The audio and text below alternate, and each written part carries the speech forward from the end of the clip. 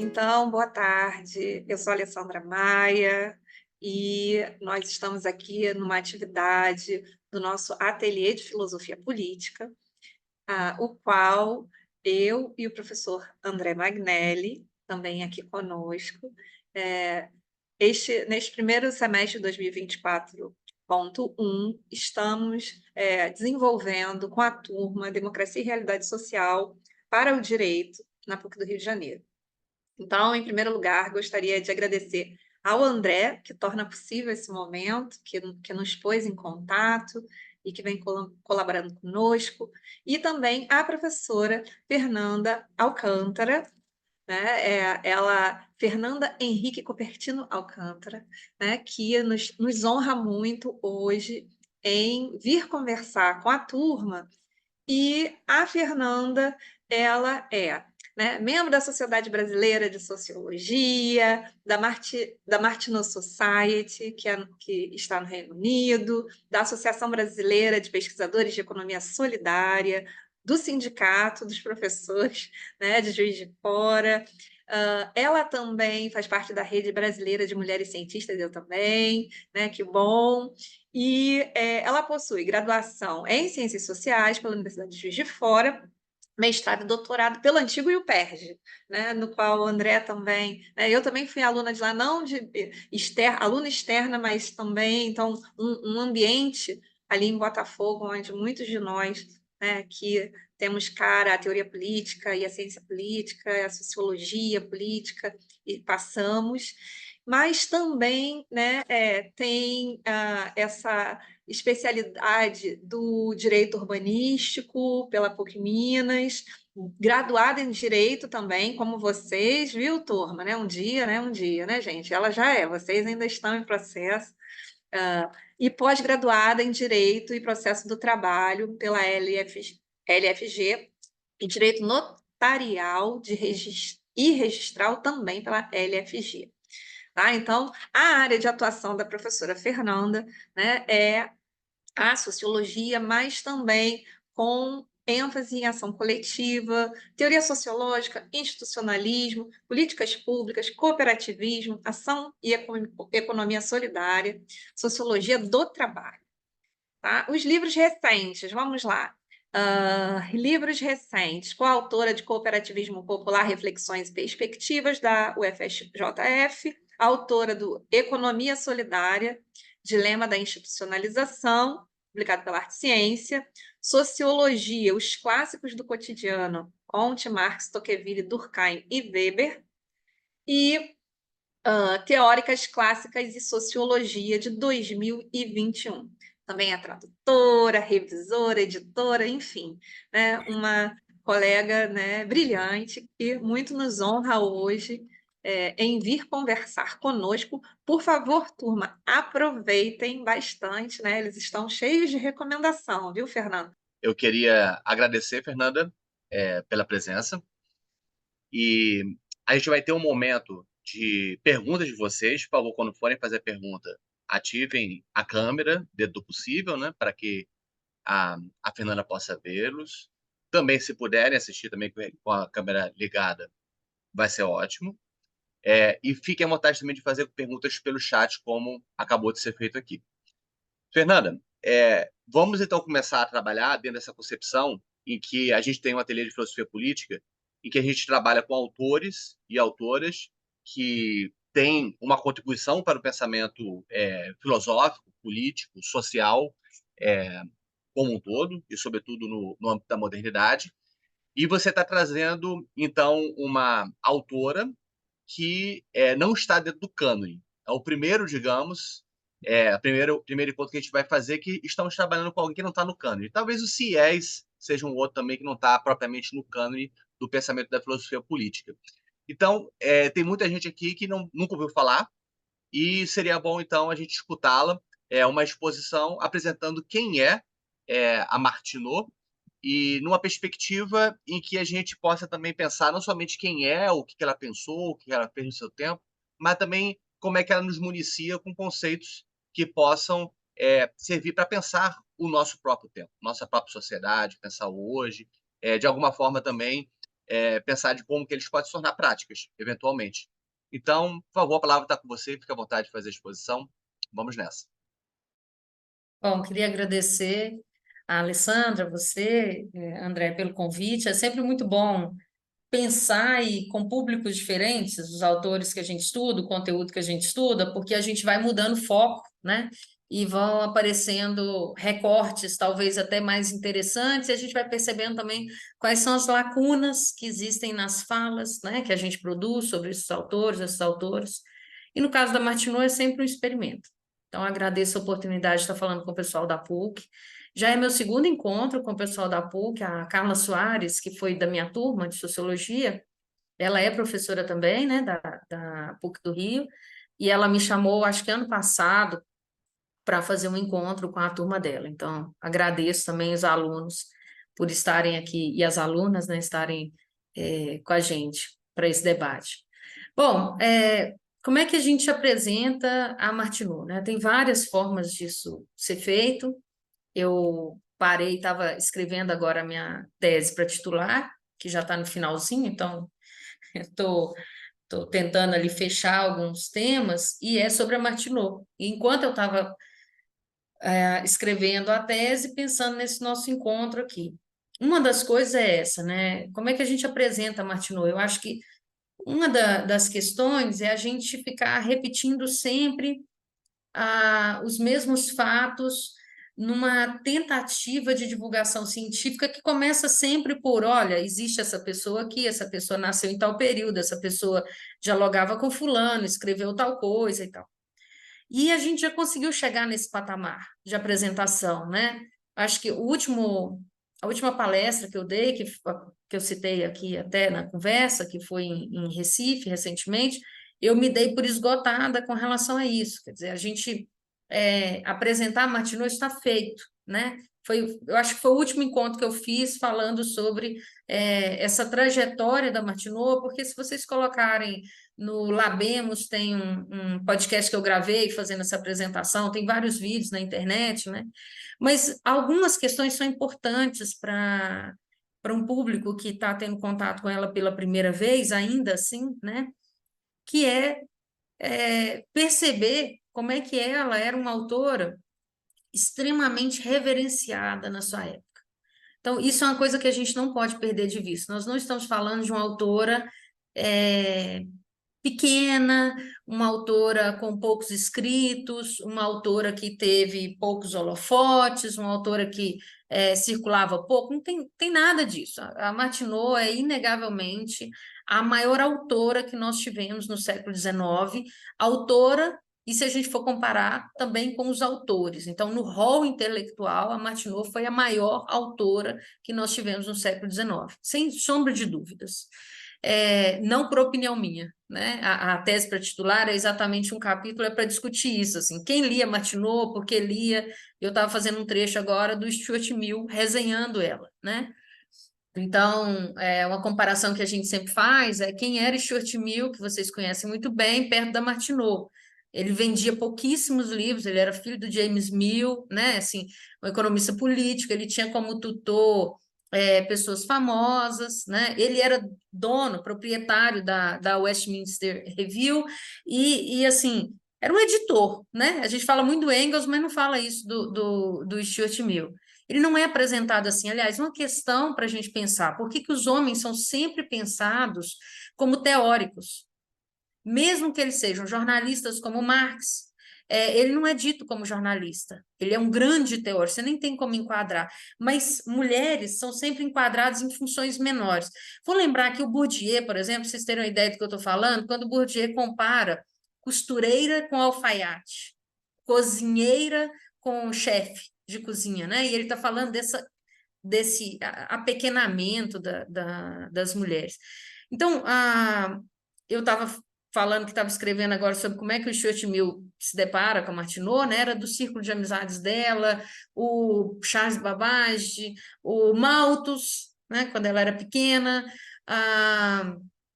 todos esses que vocês estudam aí fartamente, o Darwin, né? Que primeiro acha ela feia demais, depois fala que ela era uma puta escritora, e que é uma mulher fabulosa. Enfim, vários teóricos que estavam ali todos na mesma rua, no mesmo quarteirão, né? Circulando por Londres, e ela era uma menina da idade de vocês, né? E já era uma menina extremamente famosa, porque ela vai ser famosa com 27, aí ela está no auge, né? 29 anos. Então, é uma escritora que vai passar por vários gêneros literários, e aí eu vou chamar aqui a atenção também. Quase todos os homens tentaram isso. André citou Rousseau, por exemplo. Rousseau era novelista. Gustave de Beaumont era um novelista. A gente não lembra isso deles, né? A gente não fala isso, porque todo mundo no século XIX tentava ser novelista. Não era só as irmãs Bronte, a George Eliot, a Sedgwick, a Catherine Marie Sedgwick nos Estados Unidos, né? Essa era uma forma de disseminação das ideias, né, da teoria. Então, apresentar Martineau é reconhecer já de cara, assim, que ela não precisa, como a gente faz hoje, ser comparada com os teóricos que nós, no século XX, canonizamos.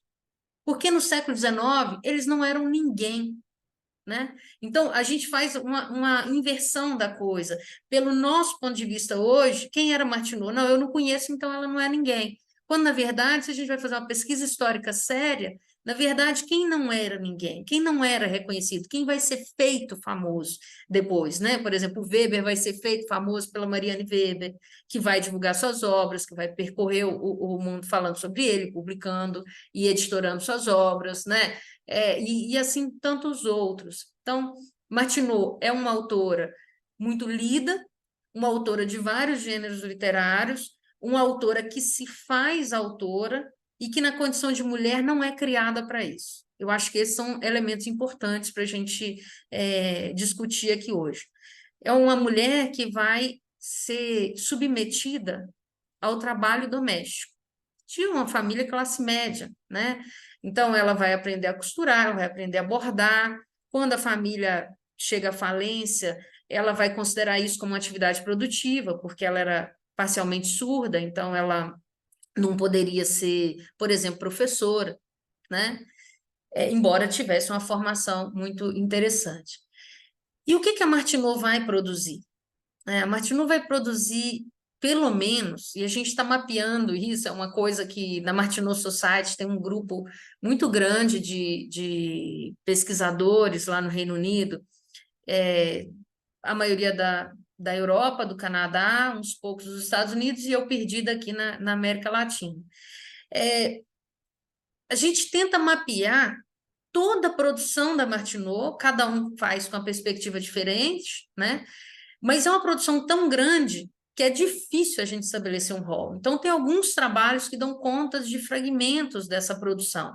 E a Martineau, como vários autores do século XIX, também usava pseudônimos. E ela era bem criativa com relação a isso. Então, ela vai usar não um, mas vários. Dependia do que era o gênero literário, dependia para quem, né? Existia uma brincadeira na imprensa de descobrir quem era o autor, a autora, então isso era comum também, isso estimulava o público, enfim.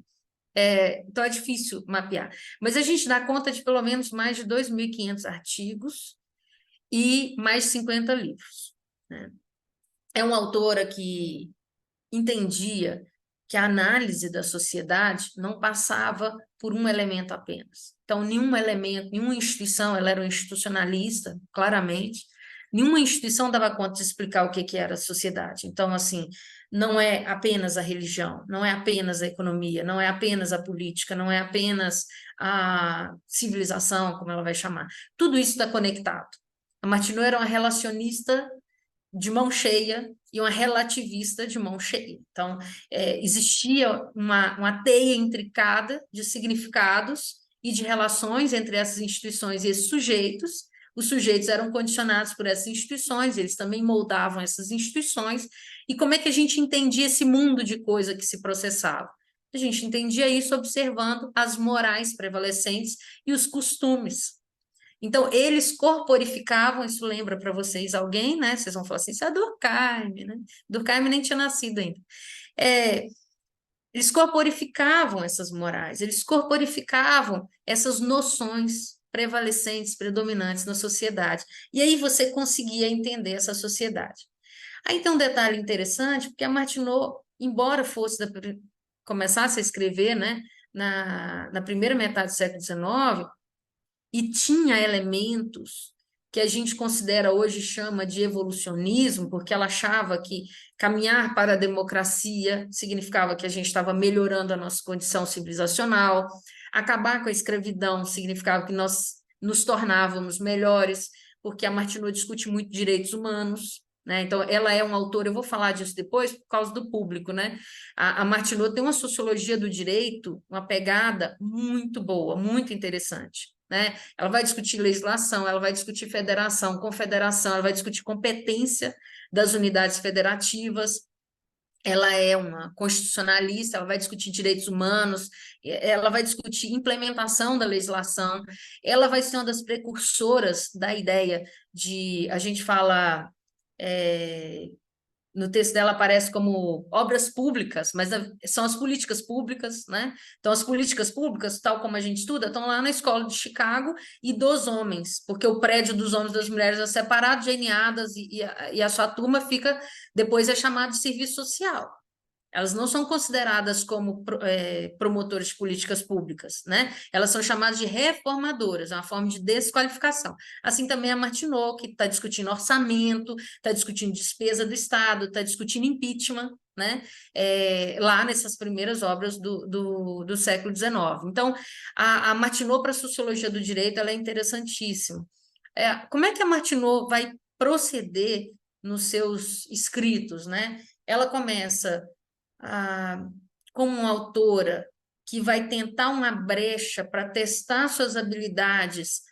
Ela era uma unitarista, né? De uma religião, veio do protestantismo, ela vai testar isso num repositório mensal dos unitaristas. E aí ela começa falando sobre elementos religiosos, depois ela vai falar sobre economia política, e aí ela lança uma coleção que é o Illustrations of Political Economy, que são 9 volumes, mais de, acho que 34 contos, que faz um sucesso enorme na Europa, e depois ela publica suas obras propriamente sociológicas. Então, a primeira obra que a Martineau, obra que eu estou falando livro, né? Que a Martineau vai publicar, que é propriamente sociológica, que vai fazer essa análise que eu disse anteriormente, né? Que vai expor a metodologia dela, é a pesquisa de campo que ela realiza nos Estados Unidos.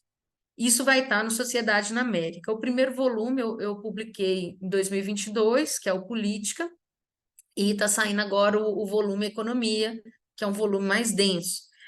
Depois Civilização e depois Religião. É um livro que são mais de 1000 páginas cada volume, são 2 volumes na versão dos Estados Unidos, partido ao meio, e 3 volumes na versão britânica, mas ele é contido por 4 partes, e eu desmembrei essas partes para ficar mais interessante para o público brasileiro, né, André? A gente que mexe com a editoração, a gente sabe disso, como é que a pessoa vai botar um livro de 800 páginas embaixo do braço e carregar. Isso é totalmente insano de se pensar hoje em dia.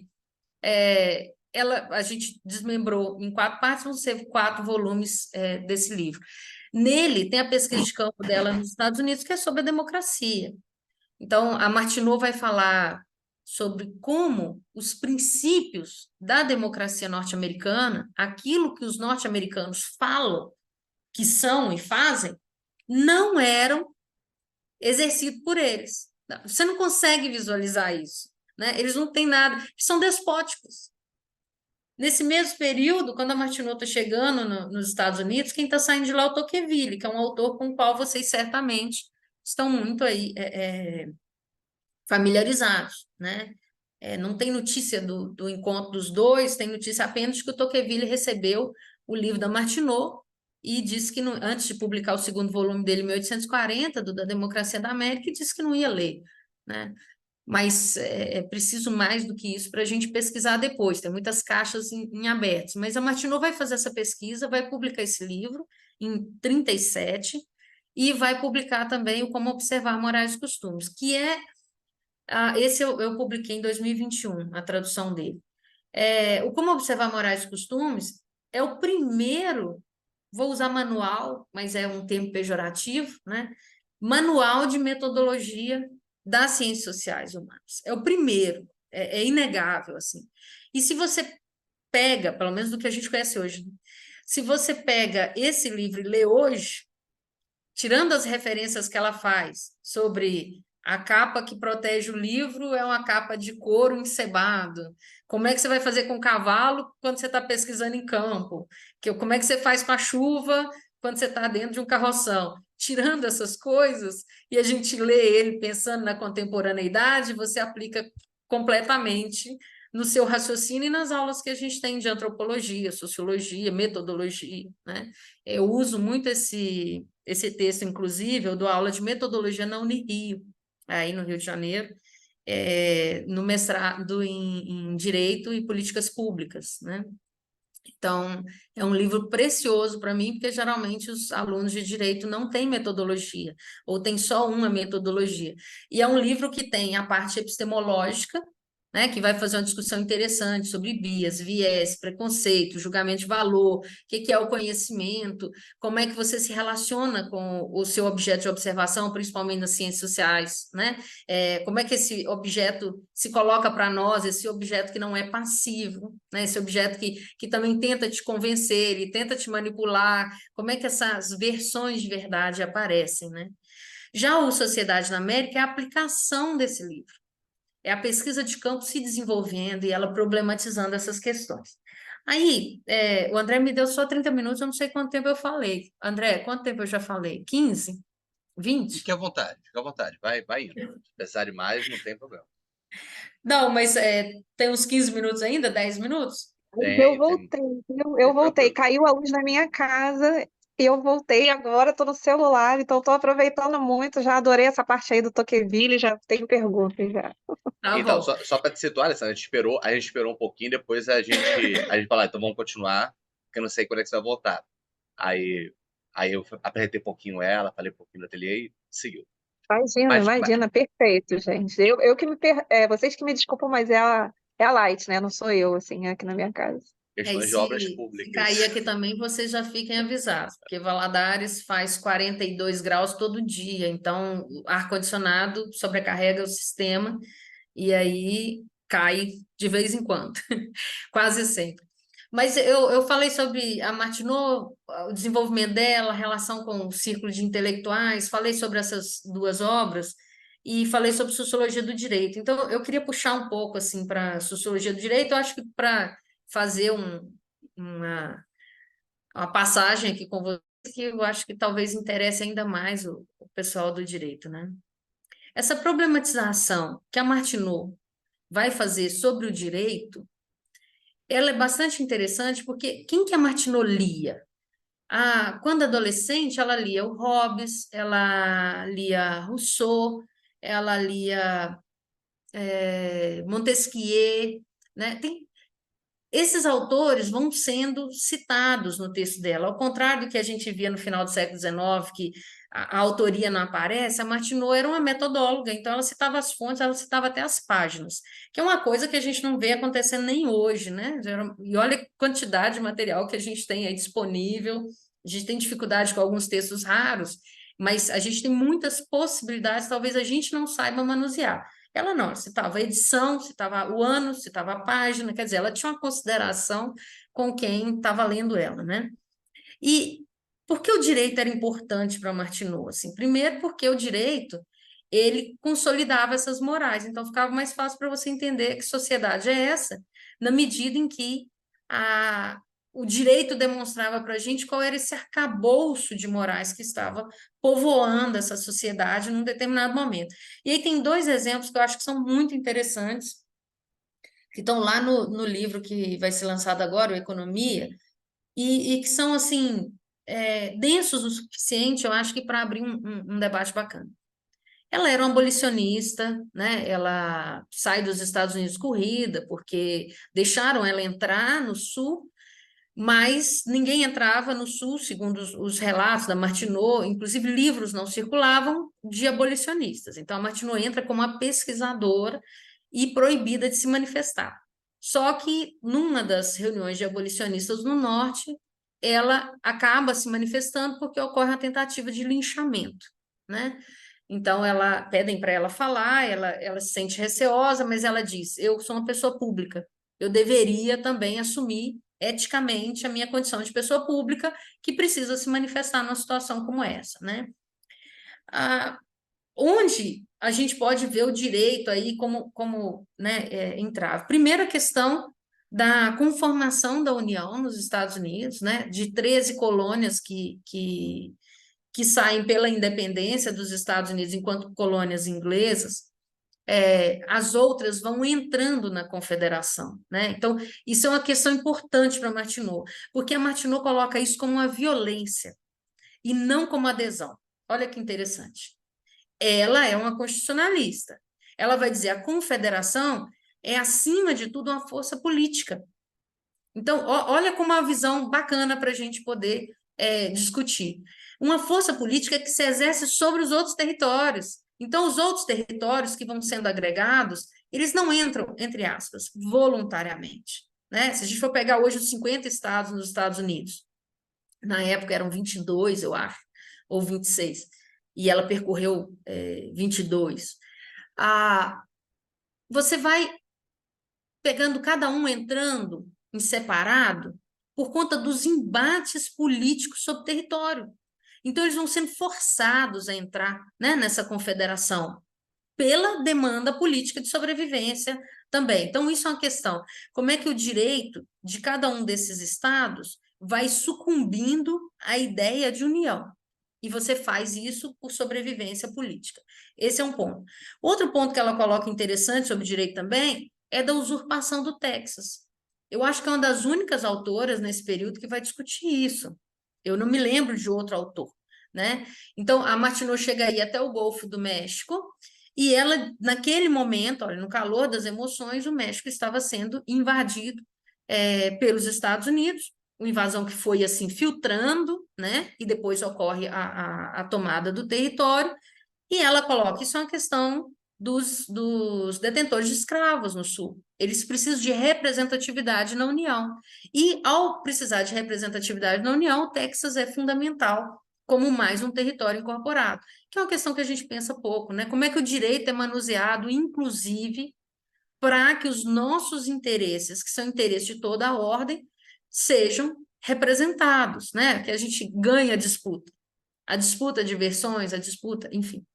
Uma outra coisa que é interessante na Martineau é como é que ela analisa o direito penal.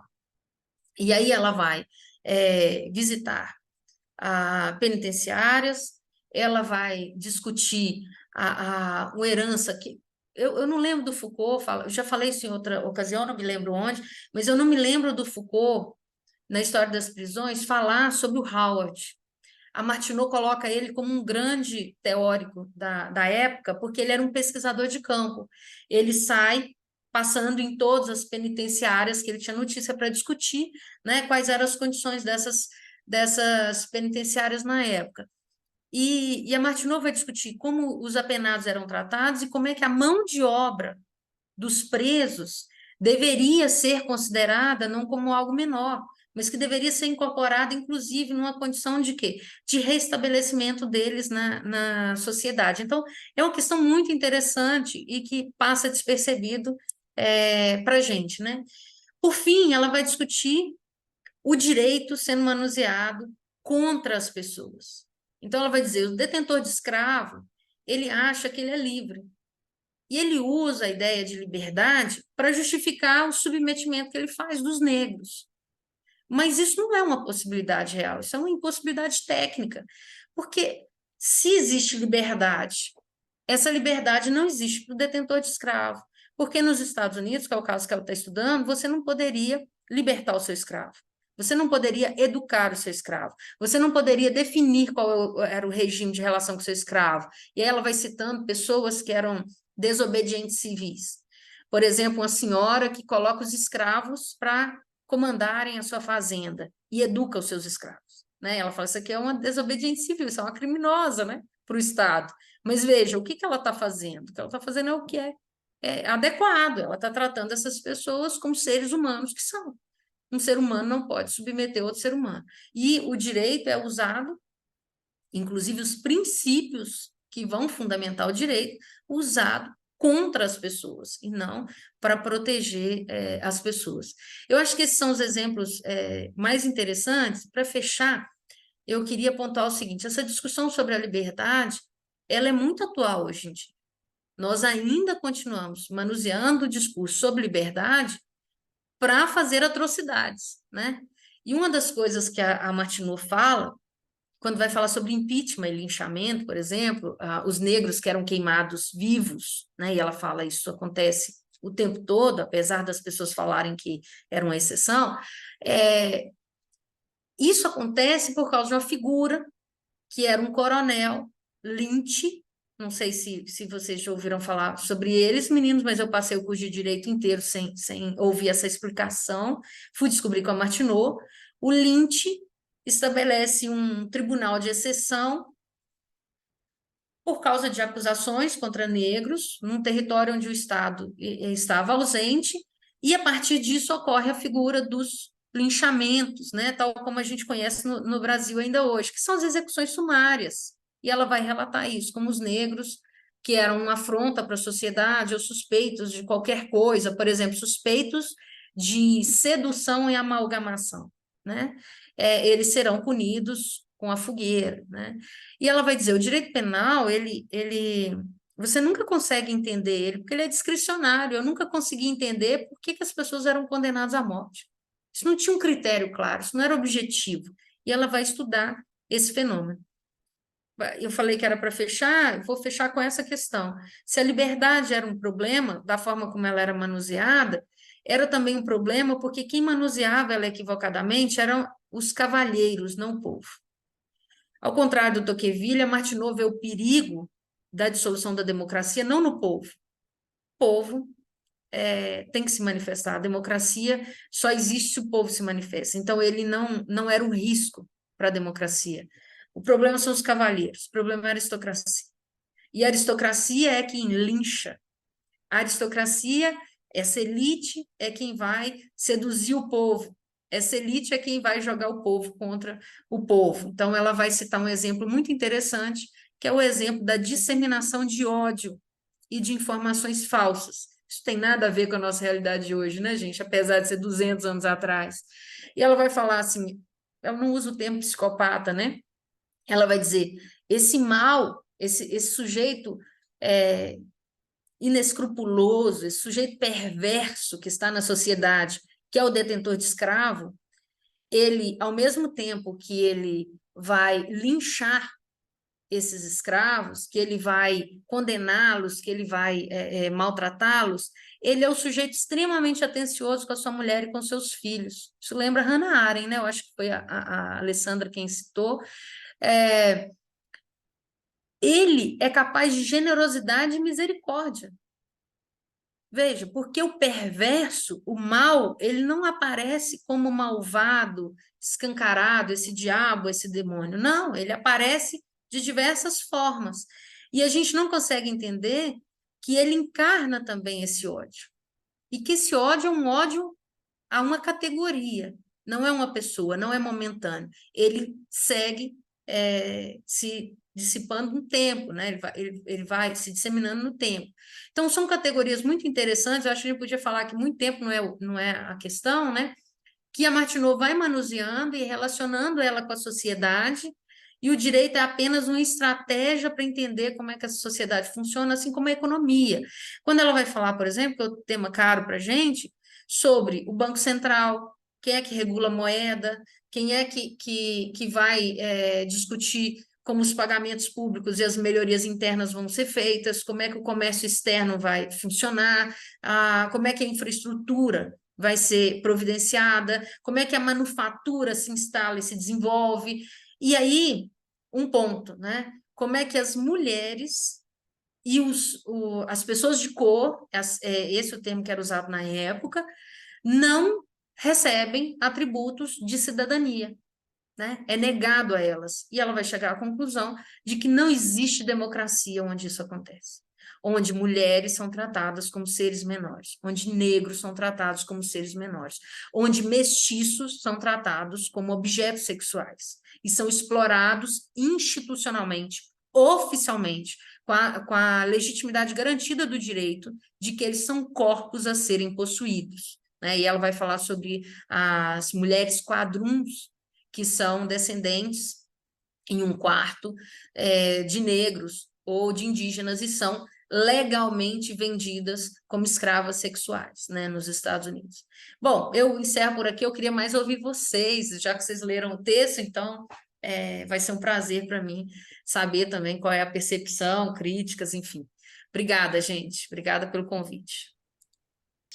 Bom, Fernanda, eu acho que, né, riquíssima a sua exposição, muita coisa interessante para a gente pensar, porque para a turma a gente trabalhou o Rousseau também, então esse tema da escravidão é um tema caro ao Rousseau, você disse que ela cita o Rousseau, né? Então, eu fiquei pensando qual é o diálogo dela com as outras mulheres do tempo dela. Então, se ela é Olympe de Gouges, Wollstonecraft, ela tem essa articulação, porque por ela ser protestante, né, o Richard Price foi uma figura muito importante de acolhida ao pensamento feminista. E eu fiquei também pensando, quando você mencionou a questão da pena de morte, né, na fogueira, porque a pena de morte na fogueira ela é também algo que é usado contra as mulheres na história.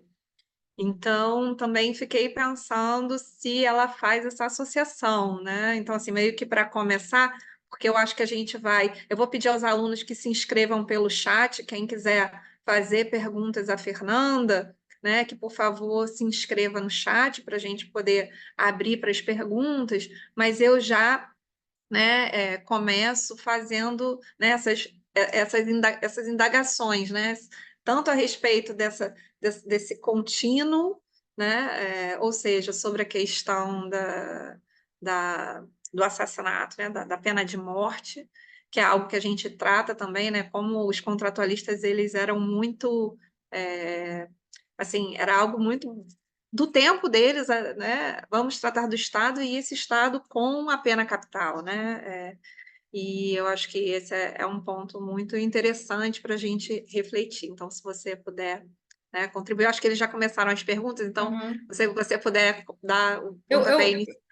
Eu acho assim que essa questão sua assim, merecia uma discussão ampla, né? Eu vou fazer um recorte. Primeiro, a Martineau entende que você não pode condenar uma pessoa à morte se a pessoa não tem. Ela era contra, em termos gerais, né? Mas ela está questionando como as pessoas eram condenadas. Então, como os escravos eram condenados à morte, que era o mais frequente.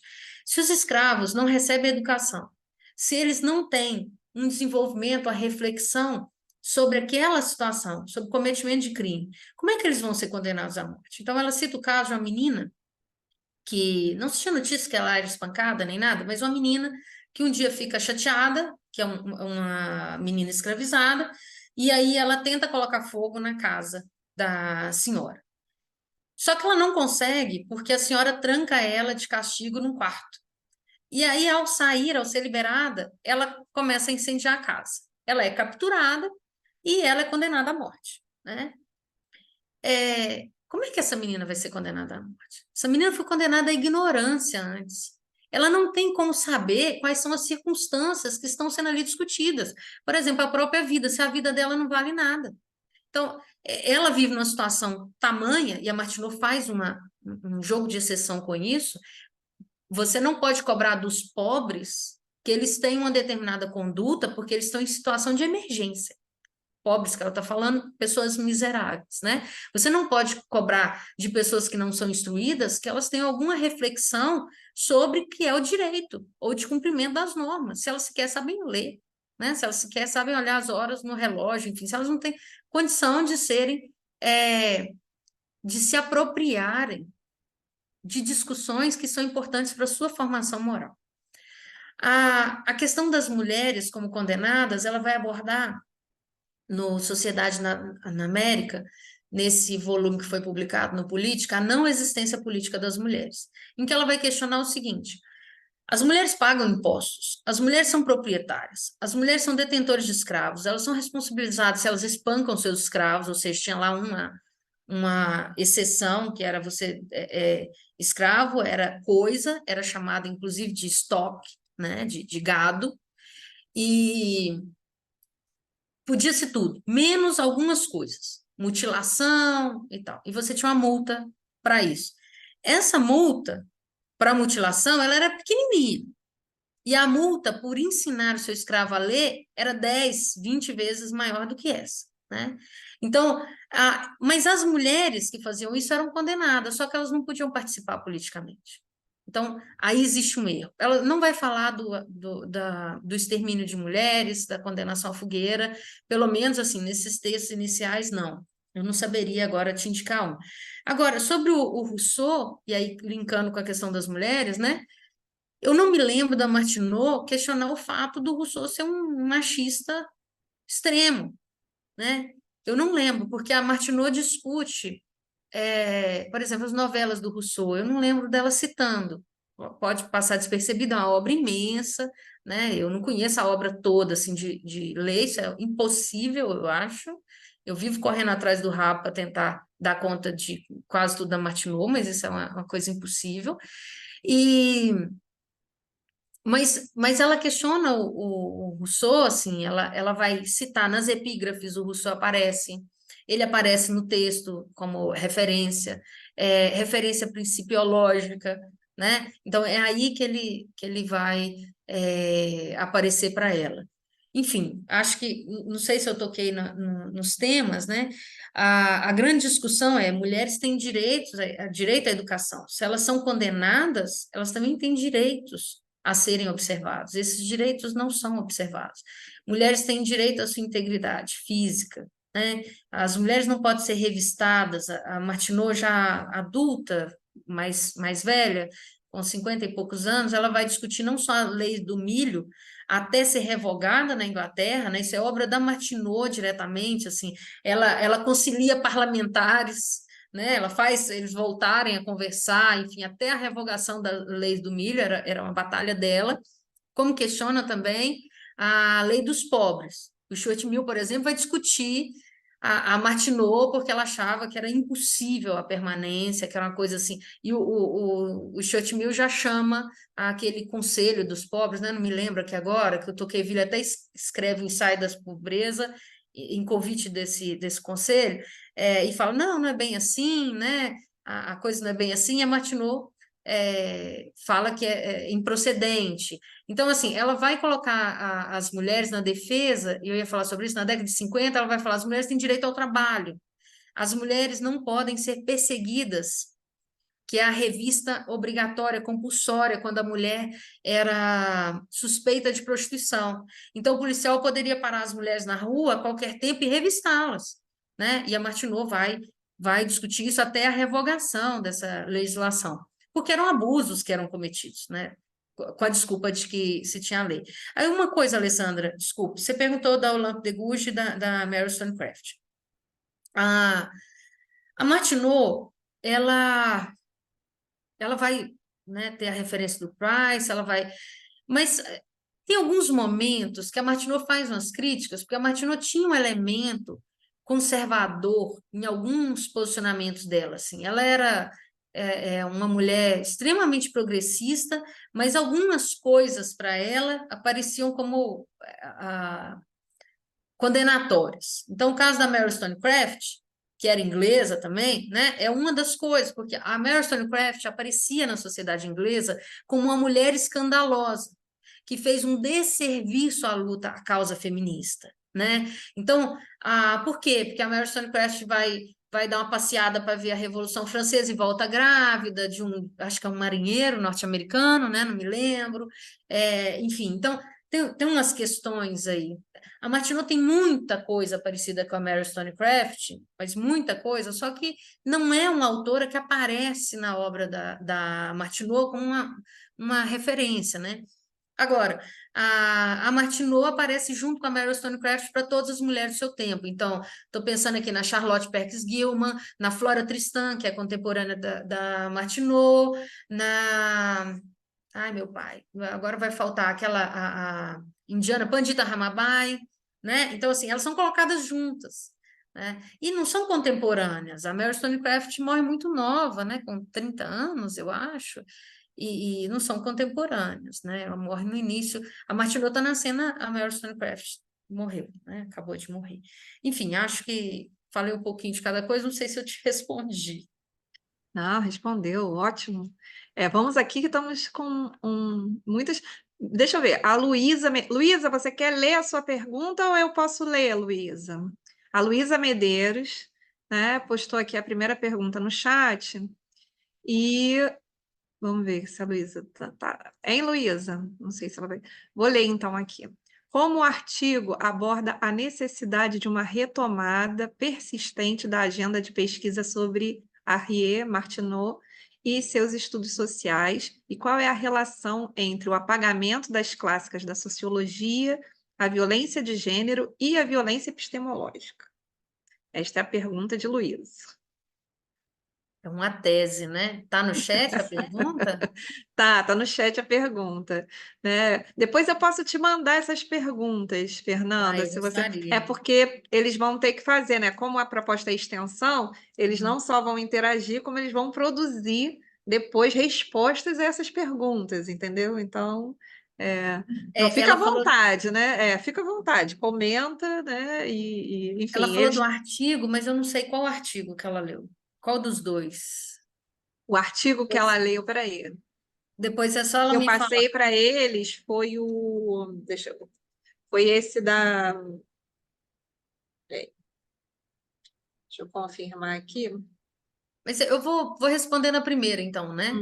O papel Uhum. da Martineau na história da sociologia e como a sua vida influenciou nesse campo. Olha, a Martineau, ela produz uma ciência social, né, que ela chama de ciência da sociedade, que foi muito próxima do que a gente tem hoje. Então, eu costumo dizer o seguinte: quando a gente adota o positivismo e ele se torna, né, o grande elemento das ciências sociais, que essas produções são concomitantes. Martineau está no mesmo tempo do Comte e no mesmo tempo do Tocqueville, Luísa.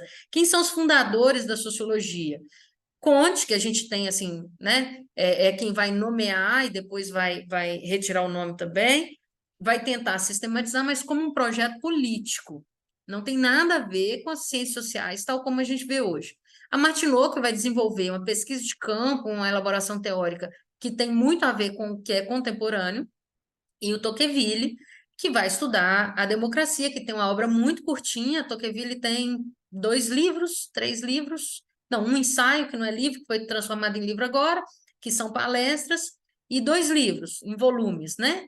Então, o da Democracia na América aparece em 2 ou 3 volumes, e esqueci o nome agora, do Antigo Regime e a Revolução, né? Então, são esses. Tocqueville só vai aparecer em cena em 1960, que é resgatado, quer dizer, e entra, né, como um dos clássicos, porque ele não era considerado clássico. O Tocqueville era um juizeco, gente.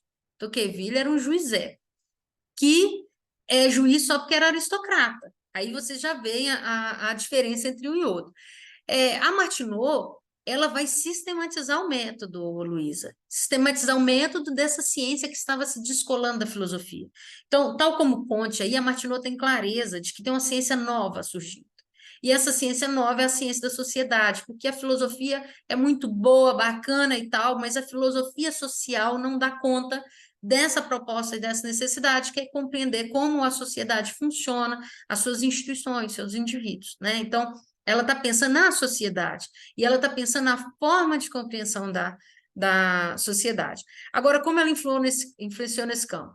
No século XIX, influenciou muito. A Martineau era muito lida, muito citada. Então, Spencer leu Martineau, Leplé leu Martineau. Eu não sei se o Somewhat leu Martineau, né? Então, no século XIX, ela é muito lida. Existe uma discussão sobre quem plagiou Martineau. Assim como se fala que a Flora Tristan foi plagiada pelo Marx no Manifesto do Partido Comunista, que copiou a União dos Operários, essa ideia da universalização, enfim, isso tem uma discussão fortíssima. A Flora Tristan é apresentada no Brasil como marxista. Desculpa, ela não é marxista, ela é anterior ao Marx e o Engels, ela era uma operária que fica entre, de um lado, Saint-Simon, Robert Owen e Charles Fourier. Aí vem a Flora Tristan, quer dizer, os socialistas utópicos, como vai chamar o Engels, e depois vem o Marx e o Engels. Ela publica em 1843 União dos Operários, e o Marx publica em 48, né, o Manifesto do Partido Comunista. Então, assim, tem muita coisa lá, realmente, mas precisa de alguém para fazer um estudo, eu não sei se tem, para comparar essas duas obras. No caso da Martineau, a gente tem elementos, e tem muito estudo sobre isso, tem gente que fez tese, dissertação de mestrado, falando que o Durkheim, embora chegue em conclusões diferentes da Martineau, ele copia vários dos seus elementos sem citar Martineau. Então, que houve influência? Houve, né? A gente consegue mapear lendo a obra. Você fala assim, mas eu já vi isso antes. Aí você tem que pensar assim, como é que você já viu isso antes? Ou foi a providência, né? Como eles gostavam de falar no século XIX, a providência divina que te iluminou, e aí o autor foi lá e escreveu a mesma frase, por exemplo, a frase que eu amo citar, que está lá no Como Observar Morais e Costumes, que é assim, o que a ciência da sociedade faz? O que é preciso compreender para compreender a sociedade? O sentido subjetivo que os indivíduos conferem às suas ações. O que é isso? Onde é que está isso? No Weber, Sociologia Compreensiva, né? Então, assim, a providência divina baixou no Weber, porque ele não cita Martineau. Deve ser isso. Estava lá escrito em 1838 e aparece no texto do Weber em 1905, 1908, enfim. Então, tem uma outra coisa também, que é o seguinte, se a gente tem como é que essa influência se dá? Nós temos um período inteiro de plágios. O que é o plágio nesse período? Você copia coisas, mas não era entendido como um crime, não era entendido como um roubo intelectual. Você viu em algum lugar, você se apropriou daquela ideia. Então, existem muitos textos assim. A gente pode pensar na nossa autora brasileira, Anísia Floresta, que fez um plágio danado, né? Aí tem uma briga danada entre os filósofos, fez, não fez. A Natália Pugliese aí do Rio vai me bater se eu falar isso, mas que teria plagiado, e ela fala que fez uma leitura livre da Mary Wollstonecraft, quando, na verdade, você vai ler, ela fez uma leitura de outra autora do século XVII, ela simplesmente transcreve, né, a obra. Então, assim, não é o livro da Mary Wollstonecraft. A outra pergunta, como o artigo aborda a necessidade de retomada persistente de agenda de pesquisa sobre Herbert Martineau e seus estudos sociais.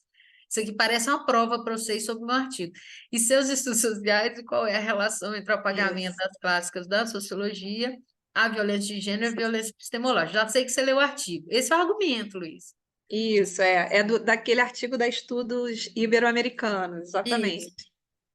A questão tem uma colega, muito amiga, a gente trabalha junto, Eliane Debia, que é uma argentina, e ela vai falar o seguinte, o que acontece com as mulheres que são apagadas, elas não são esquecidas, né? Elas não existiram, elas são apagadas, elas existiram, foram best-seller, reconhecidíssimas e tal, e de repente, opa, vamos cancelar essa pessoa aqui.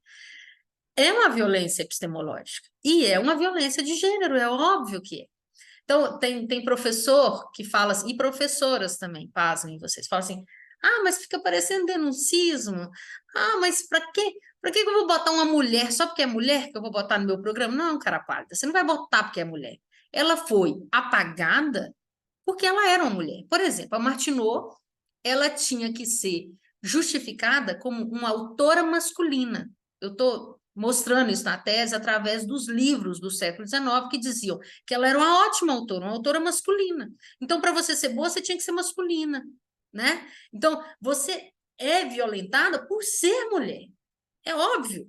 Olha George Eliot, que é uma mulher que teve que se passar por homem, e tantas outras, né, que tiveram que se passar por homem, se esconder atrás de um nome masculino para poderem ter renda, serem vendidas, reconhecidas, enfim. Esse apagamento, ele não acontece só lá, e ele não foi feito só por homens. Nós vivemos uma sociedade machista, na época também existia uma sociedade machista, é óbvio. O período da Martineau, um bom exemplo, é assim, mulheres não podiam entrar no parlamento inglês.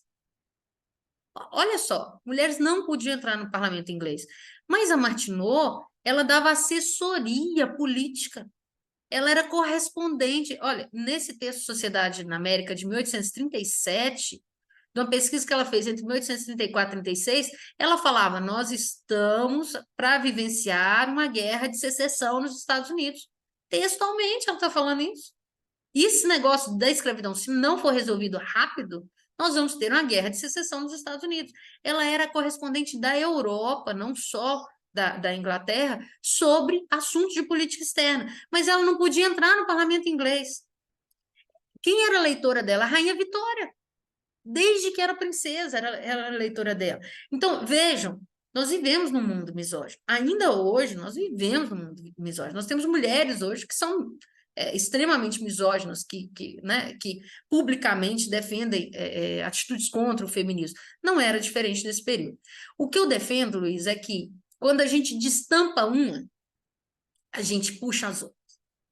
Eu falei de várias aqui ao falar da Martineau. Então, eu acho que isso é um método de bola de neve. Eu não tenho condições nem de dar conta da Martineau.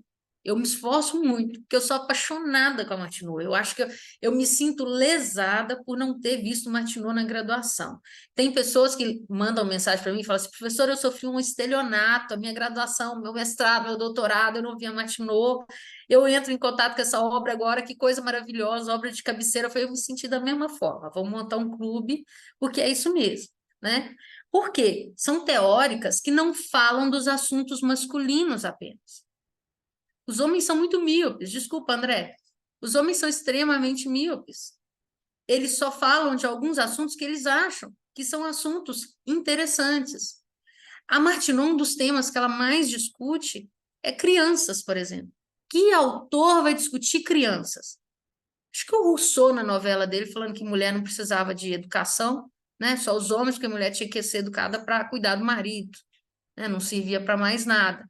Então, quando a gente discute isso, a gente está discutindo violência de gênero, sim, a gente está discutindo violência epistemológica, sim, porque os temas que são importantes para as mulheres, porque elas são asfixiadas com a sociedade, elas são violentadas. Olha o feminicídio que a Flora Tristan sofreu, né? Ela sofreu um atentado, ela tomou 3 tiros no peito.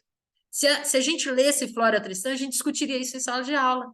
Qual dos clássicos que sofreu um feminicídio? É propriedade técnica, não tem como. Eles eram machos alfa, né? O Marx era machista, o Durkheim... Uma das coisas que eu descobri recentemente, eu não sabia, não sei, o André vai me corrigir, mas é que o Durkheim tinha uma filha. Eu passei a minha formação inteira achando que o Durkheim só tinha um filho, que tinha morrido na guerra, que ele sofreu muito e tal, tempos depois ele morre. Eu não ouvia falar da filha do Durkheim, né? Essa mulher foi criada para ser uma dona de casa, se quer conhecer os seus estudos, seus escritos, enfim. Então, é possível que a gente faça diferente? É. Tem um monte de mulher bacana nesse período? Tem. Começa pela Christine de Pizan, no século XV, passa por todas as outras, no meu blog eu comento de algumas, e vai passando por todas as outras, até a gente chegar na modernidade. A gente fica muito enxugando gelo e voltando, repisando as mesmas questões, porque a gente não leu as mulheres clássicas. Isso está dado, não é conversa nova, isso não é tema novo. Distribuição de afazeres domésticos está na Marianne Weber, né? Marianne Weber, que era uma feminista, presidente da Associação Alemã Feminista, e que a sogra e o marido, Weber, falou para ela que ela estava lendo livro demais porque ela não ia cuidar do enxoval. Né? Ela que era a secretária do partido, maravilhosa, famosa e tal. Vejam, nossa sociedade é machista, óbvio que é machista, né? E a gente precisa encarar isso. Qual foi? Ah, uma coisa, só um detalhe. Tanto é machista que a Marianne Weber escreve uma biografia do Weber, contando, inclusive, que ele era amante da melhor amiga dela. E essa biografia é tratada como uma coisa pior, porque fica falando de particularidades da vida. Né? Mas a gente precisa entender como é que os intelectuais eram na vida e o que eles faziam também, porque a obra deles reflete como eles eram. Olha o Comte. O Comte, o que é a obra dele? A busca por ordem, paz, né? Uma vida completamente caótica, enfim. O que era a vida do Weber? O que era a vida do Durkheim? Como é que se influencia nas suas obras? É óbvio que a gente tem uma pista aí. Juliana, qual foi o papel de Herbert Martineau na história de sociologia? Aqui eu já respondi, né? Que foi a mesma da Luísa. Isso. Aí tem mais uma aqui. A autora, por ter trabalhado sobre as exclusões e preconceitos da mulher no ambiente de trabalho, em algum livro ou trabalho dela, se ela trabalhou ou expressou e associou falta de reconhecimento do trabalho por ser mulher, né? Então, assim, a Bruna está perguntando se em algum momento a Martineau vai falar sobre esse assunto expressamente. Acho que é A isso. Martino fala, e ela faz mais, o Bruna, ela fala o seguinte: olha só, nós estamos discutindo na Inglaterra se as mulheres podem trabalhar fora de casa. Isso é uma grande bobagem. Tem o censo de 1851 que diz que as mulheres já trabalham fora de casa há muito tempo. E eu fiz a pesquisa nos Estados Unidos em 1834 e as meninas é que trabalhavam nas manufaturas. E por causa desse trabalho dela, o Charles Knight, que é citado pelo Marx, o Engels vai citar ele também, vai mostrar como é que as garotas, a Manufacturers Girls, né? Como é que as garotas é que comandavam as manufaturas. Elas é que pagavam as apólices das terras dos pais. Então, nós hoje discutimos uma coisa que já era realidade no século XIX, só não era mostrada, falada. Então, a Martineau mostra essa ironia. E como as mulheres eram independentes? Elas levavam as mães delas para as vilas, elas constituíam repúblicas femininas, né? Elas mantinham bibliotecas, elas construíam as igrejas, enfim, eram vilas inteiras só de mulheres, que tinham trabalho de 14, 16 horas, né? Era uma coisa absurda, mas tinham remuneração e tinham capacidade de escolha, coisa que nas fazendas elas não teriam. Então, tem essa discussão e tem a discussão do casamento. A Martineau fala o seguinte, ô Bruna, que muito parecido com a Marianne Weber, né? Se a minha interpretação estiver correta. Existe uma janela de oportunidade para nós mulheres. E a Martineau fala um negócio muito bacana que deveria ser mesmo livro de cabeceira para toda menina. Se você estuda, e olha que naquela época não tinha estudo para mulheres, era o estudo doméstico, ela tem um livro sobre isso, Household Education. Se você estuda, se você trabalha, você pode até se casar, você pode até ter filhos. Não, não tem nenhum problema. Pode ser que você queira isso, pode ser que você se sinta obrigada, e não, pode ser que você não tenha pensado sobre outras possibilidades. Agora, se você casa e tem filhos, querida, acabou. A sua janela de oportunidade se fecha. Né? A Mariana tem um texto muito bacana sobre casamento, de 1905, se eu não me engano. Não foi traduzido para o Brasil, para o português. E é difícil a obra da Mariana, né, de ser acessível. A obra da Mariana também é muito boa. E a Martineau tem esse texto, que é de 37, de 38, falando sobre as mulheres e as oportunidades das mulheres. Esse está disponível no blog, até mandei lá para o André, que o paper digitalizado está disponível para vocês acessarem sobre as mulheres, né? A inexistência política das mulheres. Por que isso é importante? Porque essas mulheres, elas precisam desses elementos para participar ativamente da democracia e para definir os rumos da democracia, porque elas já circulam publicamente.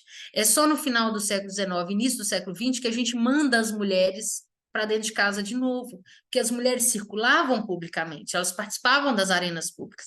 E é isso que a Martineau chama atenção, porque os homens não participavam da arena privada. Eles não circulavam nos dormitórios, eles não circulavam na parte das crianças, e as mulheres tinham os dois mundos. Depois a gente é enclausurada nesse mundo restrito, né, ao privado. A Martineau, sobre uma questão do sufrágio, por exemplo, não era uma questão que ela preocupava muito. Ela dizia que era essencial que isso acontecesse, mas ela falava assim, no meu caso, eu não tenho que me preocupar com ter um voto, eu influencio o parlamento. Então, eu não preciso ter um voto. Martineau, não preciso. Não é uma preocupação para mim, porque a minha influência política é muito grande. Então, eu não preciso, mas isso é um tema relevante, né? Muito bem. Tenha também da Sofia, quais os pontos do pensamento da Martineau que ainda são relevantes em debates atuais, principalmente quando se fala de gênero e classe? Então, Sofia, a Martineau entendia classe de um modo diferente do Marx, por exemplo. Existiam classes de mulheres, classes de crianças, classes de comerciantes, classes de agricultores, classes percebe? Assim, eram classes, né? E ela fala que as classes deveriam ser conscienciosas. Elas deveriam ter consciência da sua condição. E será que nós, mulheres, temos consciência dos nossos muitos turnos de trabalho? Será que nós, mulheres, temos consciência dos assédios que nós sofremos? Porque na nossa cultura, nós achamos que é valorizar a nós mesmas quando a gente recebe um elogio, e a gente não entende que isso é sexualizado, a gente não entende que a gente está sendo tratado como objeto, né? Então, isso é extremamente atual ainda hoje. Eu costumo citar para os meus alunos do direito, eu dou aula no departamento de direito, né? Estou lotado no departamento de direito. Quando a gente fala de baile de debutante, a gente não entende que é aquele canal do gado, né? Em que você pega a vaquinha e vai vaquinha para cá, vai vaquinha para lá. A gente acha que aquilo é um elogio, que é uma coisa. Desculpa se alguém aí fez, debutou, né? Isso é uma perspectiva sendo celebrada, a perspectiva da mulher objeto. Será que a gente tem consciência disso? Será que a gente se pensa enquanto classe de mulheres, né? A questão do buquê de noivas é a humilhação, né, da mulher na própria cerimônia de casamento. A entrega da coisa móvel, alunado de direito, ao direito civil aí, a entrega da coisa móvel, da bicicleta, ao futuro proprietário. O que é a cerimônia de casamento? Você pega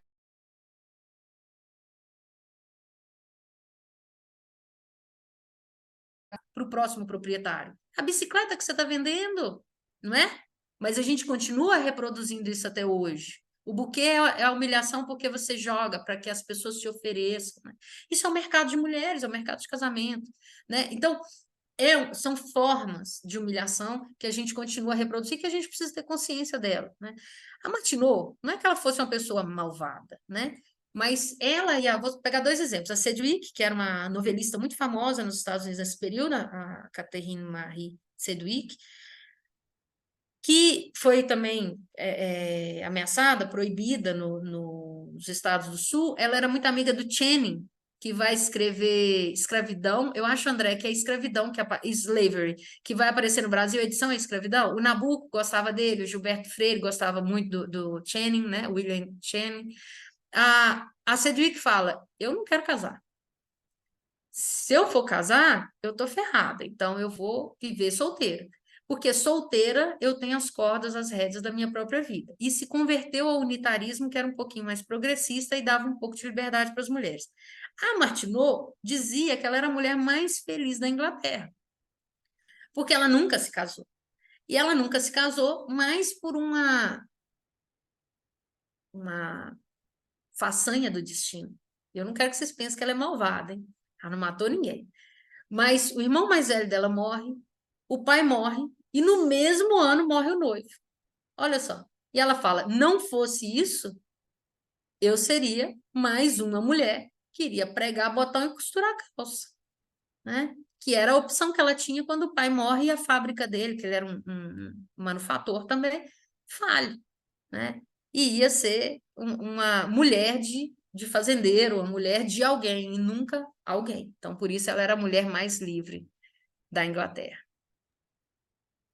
Isso era até uma questão que eu ia trazer, porque como ela tinha esse trânsito, né, na elite, né, ela tinha uma situação de elite, né, que permitia também ela ter essa emancipação, né? Talvez se ela fosse uma mulher mais humilde, humilde que eu digo do ponto de vista da renda, né, seria mais difícil, né? Não sei. Mas ela era de classe média falida, né? E aí ela fica um tempo tentando ser remunerada por isso, conciliando, Uhum. inclusive, com as atividades de costura, né? Uhum. Então, ela não era uma pessoa só que ela era uma pessoa famosa. Reza a lenda que a correspondência dela era trazida em carrinho de mão, né? Então, assim, não era pouca coisa, né? Nas festas, ela era uma pessoa dada como confirmada. Então, nos avisos, nos convites das festas, era presença confirmada de Harriet Martineau. A gente tem vários livros que, para você divulgar os livros, aparece assim, prefácio escrito por Harriet Martineau, ou apresentação, para que tivesse aquela legitimidade no mundo intelectual, né? Deixa eu ver, olha, temos mais aqui. Do Guilherme. Até que ponto a Rie Martineau estipulou que as supostas diferenças entre a participação de homens e mulheres na sociedade era resultado da discriminação educativa? Então, a Martineau vai descrever como as mulheres eram criadas para serem fracas. Tem uma passagem, Guilherme, assim, que é fenomenal, eu não vou achar aqui agora, mas que está nesse livro aqui, ó, no Como Observar, em que ela vai dizer, sacaneando os homens, que os homens não são fortes e que não existe nenhuma mulher que não tem que ser forte todos os dias da sua vida, todos os dias. É muito interessante essa passagem, uma pena que eu não vou conseguir agora achar, né?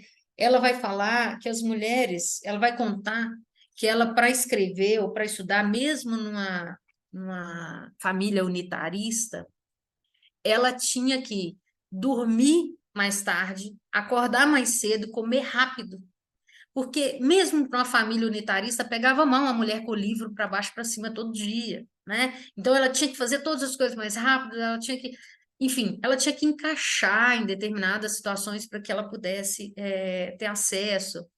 É, ela vai falar sobre como é que os homens eram educados para serem livres, né? Ela vai falar sobre como as mulheres tinham extrema dificuldade em muita coisa, por exemplo, as roupas, né? Então, você imagina as roupas de uma pesquisadora de campo no início do século XIX. Eu fico imaginando como é que a Martineau fazia para rodar tantos países num teco-teco, como um navio, sei lá, que nem a vapor era, né? Então, uma coisa assim, ia andar a cavalo, ia andar a pé, né? O pesquisador andava a pé.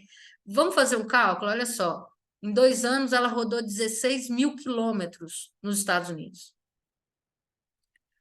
A gente hoje, em 2 anos, rodar 16 mil quilômetros fazendo pesquisa de campo, seria muito difícil. A gente reclama da estrada, a gente reclama do carro, a gente reclama, sei lá, até da bicicleta, que era um trem que estava surgindo naquele período, né? Imagina você agarrar em todos os pântanos, não ter ponte, não ter tudo, né? Você tem que passar em rios de toda forma. E ela questionava que tinha muitas mulheres fazendo essas excursões, então era uma forma de liberdade. Veja como a gente retrocedeu no final do século XIX, que aí tem uma questão interessante, né? Como as mulheres tinham mais liberdade num determinado período e vão retrocedendo, inclusive com relação à educação, né? Simplesmente zera a questão da educação, a educação pública não vai adiante, depois ela é retomada no início do século XX, né, como educação pública de fato.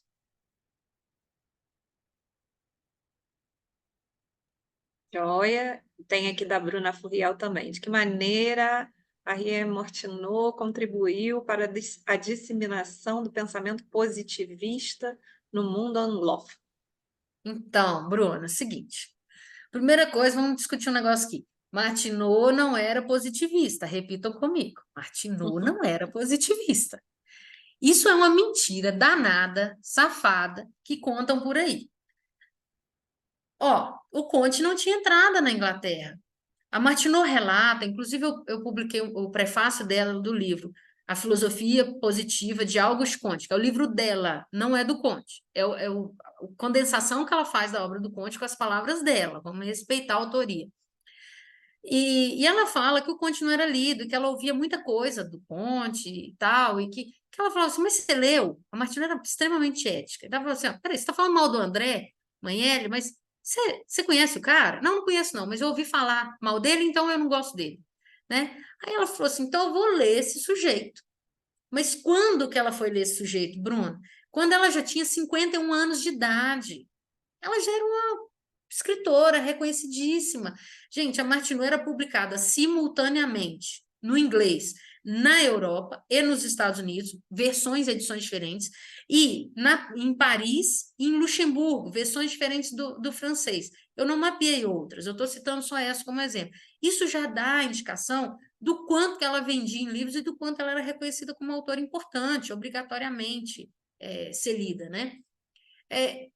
Quando a gente pensa no Comte, ela fala assim, olha, eu acho que o Comte, e ela se recusa a falar sobre a religião positivista, eu acho que essa obra, ela é mal escrita, e por isso eu vou condensá-la, porque o que é o curso de filosofia positivista? São várias palestras que o Comte dá, né?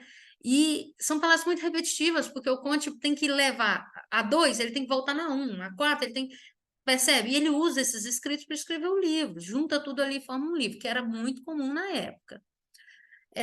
Aí ela reescreve, condensa e passa para o inglês. Ela conta o seguinte: na Inglaterra não se lia francês e na França não se lia inglês. Ela dá essa notícia, né? E um autor, para ser criticado, ele precisa ser lido. E ela conta também que a igreja estava comendo o fígado do Comte naquele período, né? Lógico, porque o Comte era visto como um demônio, um cara que estava criticando a igreja, como a Martineau também vai ser vista depois, que ela vai se afastando da religião. Então, ela foi muito importante para disseminar o pensamento positivista, embora ela não fosse positivista. Ela faz alguns escritos depois, ela se critica com escritos anteriores, usando perspectivas positivistas, mas a coisa não é tão simples assim, né? Uma pessoa que tem mais de 20 anos de carreira, de repente é transformada numa secretária do Comte que traduziu o Comte. Não é isso. E ela não só traduziu também, ela é escritora. A tal ponto, gente, que a obra dela, o Comte, ela trocava cartas com o Comte por causa disso. Ela pagou direitos autorais para o Comte. A Martineau era uma defensora de direitos autorais. Ela dizia que ela não queria receber pensão da rainha, que era uma coisa de filhos ilustres do Reino Unido. Não quero isso, eu quero que os direitos autorais sejam pagos, que sejam respeitados. Aí ela entra em contato com o Comte e fala: olha, eu vou traduzir esse negócio aqui, vou te pagar os direitos autorais. Aí chega um seguidor do Comte e fala: olha, eu vou te dar 500 libras para você produzir isso, né? Então, tudo isso ela faz. E aí ela transforma o Comte num sujeito popular. Mas o Comte lê a obra dela, que ela fez, e fala assim: esse trem ficou tão bom que nós vamos publicar ele no francês agora de volta. Aí ela pega a obra da Martineau e versa para o francês. Não fica o curso de filosofia política positiva de Auguste Comte. Fica curso de filosofia positiva, autor Auguste Comte. Né? E no Brasil, como é que a gente lê? Essa obra, Auguste Comte. A gente não lê a obra da Martineau. Muito bem. Também tem da Cecília Lessa. Você mencionou que a questão da liberdade abordada por Martineau tem ainda muita relevância hoje. De que forma essa questão se manifesta atualmente? A Cecília Martineau, pasmem, 200 anos atrás, discutia muito fake news. Muito. Ela fala de impeachment no livro A Política. Deixa eu pegar ele aqui para mostrar para você. Nesse livro aqui, ó, A Política. Ela vai discutir impeachment e fake news. Vai pensar no golpe de 16, né, galera? É lógico. É o mais assombroso na nossa cabeça. Ela vai falar sobre manipulação das massas. E ela vai falar sobre a atuação que uma elite econômica exerce sobre essa manipulação. Então, ela vai discutir igualdade, liberdade, tal como o Tocqueville também está discutindo liberdade e igualdade, mas ela está falando sobre a nossa capacidade de exercício de uma liberdade se a gente não tem acesso à informação. Então, é muito precioso para Martineau a nossa capacidade de exercício de liberdade calcada numa informação de qualidade.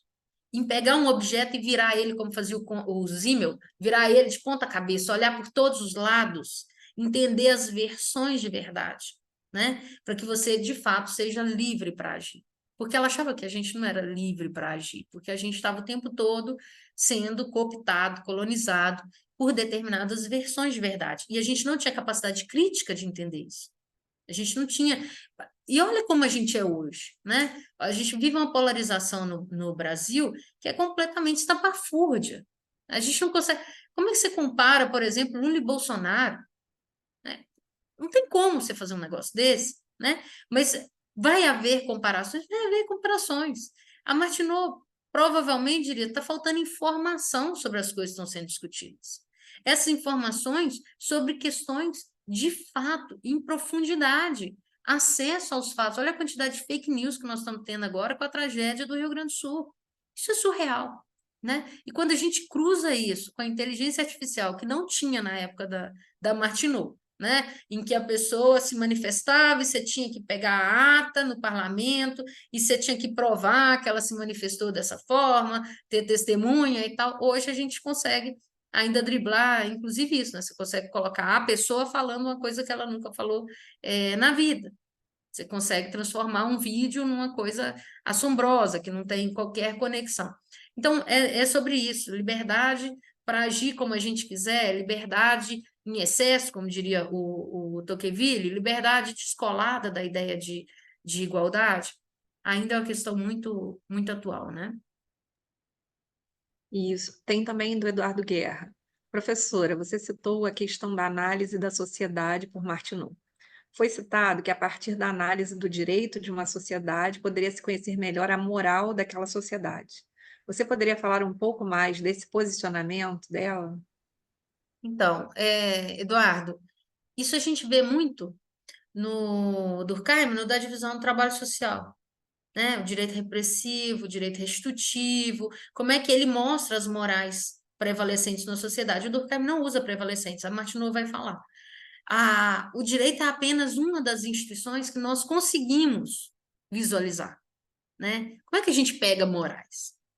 Como é que a gente vê como uma pessoa pensa? Será que tem como a gente entrar na cabeça dela? Não, a gente pega pelas coisas. A Martineau vai dizer, os discursos são apenas para ilustrar as coisas. As coisas são as instituições. Então, a gente vê as instituições procedendo, né? Para a gente entender como elas funcionam, como elas pensam. A gente fala sobre direito ambiental, crise climática e passa a boiada, né? No Senado. A gente fala de defesa dos direitos das mulheres e simplesmente ignora a autonomia das mulheres, por exemplo, com relação ao aborto, né? A destinação da sua própria vida. E aí aqui eu estou colocando uma questão que é o seguinte: você ter o direito de decidir sobre a sua trajetória de vida. Acabei de falar aqui sobre oportunidades na vida. Já pensou se tivesse que pensar ainda a maternidade? A maternidade trava a sua vida.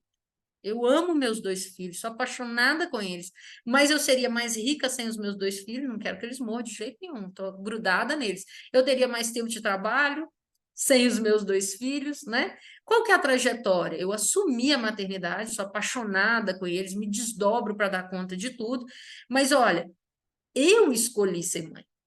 É muito diferente. Escolhi ser mãe já com 31 anos e depois com 37 anos. Mas a gente não pensa essa moral que está incrustada na proibição do aborto como uma moral que é do submetimento das mulheres. Porque os homens abortam todos os dias.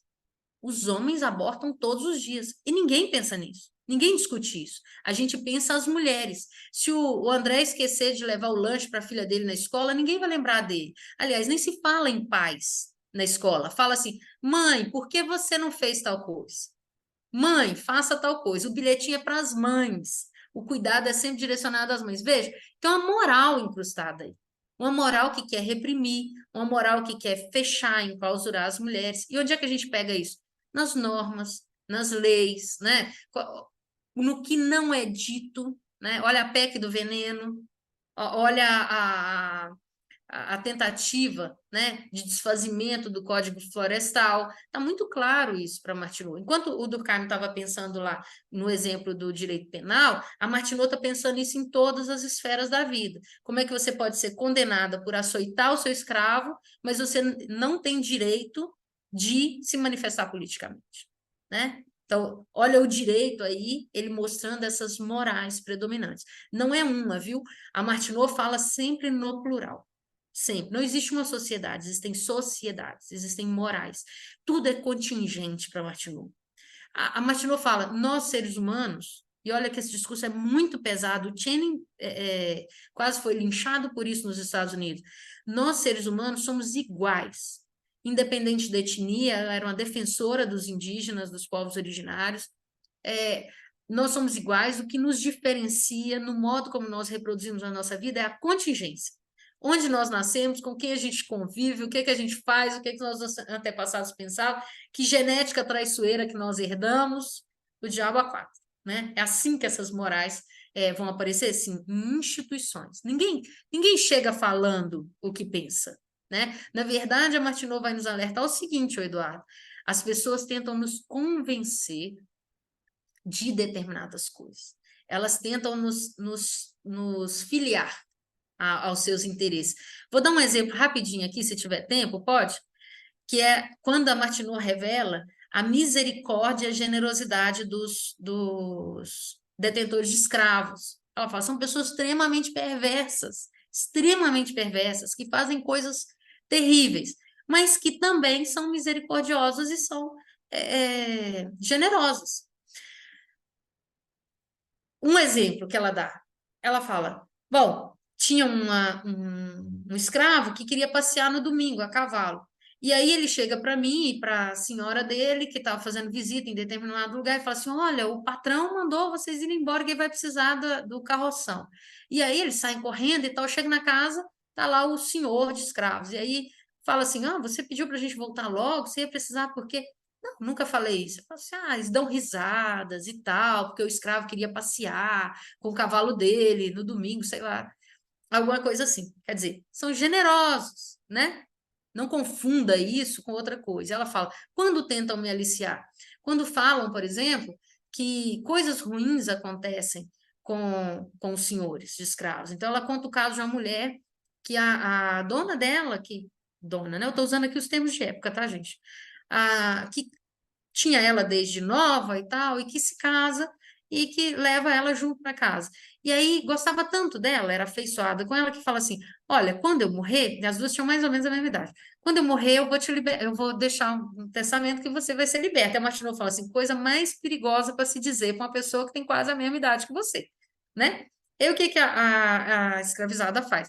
Ela começa a envenenar a mulher. E uma das amigas desconfia que ela estava sendo envenenada, e aí faz um teste, retira ela, coloca com ela, então descobre, fala, bom, por uma relação de causalidade quase martinianiana, né? Então ela está sofrendo envenenamento. Vai olhar o que tinha dentro dos frascos que estavam sendo manuseados, veneno. Quem conta isso para Martineau está tentando convencer a Martineau de que escravos são perversos. E a Martineau fala assim: você esperava o quê dessa pessoa? Né? Você esperava o quê? Essa pessoa está sendo submetida, escravizada. E aí a pessoa diz para ela assim: camarada, você vai ser liberada se eu morrer. O que você faz uma dessa? Você mata a pessoa, né? Qual a condenação moral nisso? Nenhuma. Nenhuma. Não tem como você condenar moralmente essa pessoa, não. Não é ela que é perversa, é o sistema. Ela fala: o sistema escravocrata é perverso. É óbvio que é perverso, né? Então, esse é um exemplo muito interessante para a gente ver como é que a gente faz o julgamento antes de entender a coisa como um todo, holisticamente. Isso aparecia nos diálogos, né? Olha a moral prevalecente aí, Eduardo, e que esses próprios discursos tentam desconstruir, né, o tempo todo. Teria vários exemplos, eu acho que esse é um dos mais marcantes. Maravilha, hein? Peraí, que tem mais, só mais duas, vamos lá. A da Letícia, professora, no seu texto é citado que Martineau não forma escola com a institucionalização da sociologia. Qual seria a justificativa para esse fato? Então, como é que se explica isso? Não sei, Letícia. Eu estou escrevendo uma tese sobre isso que eu tenho que entregar agora, já estou na tampa da beirata, faltam 14 dias para depositar, e se eu pensar nisso, vou ter que sair correndo daqui.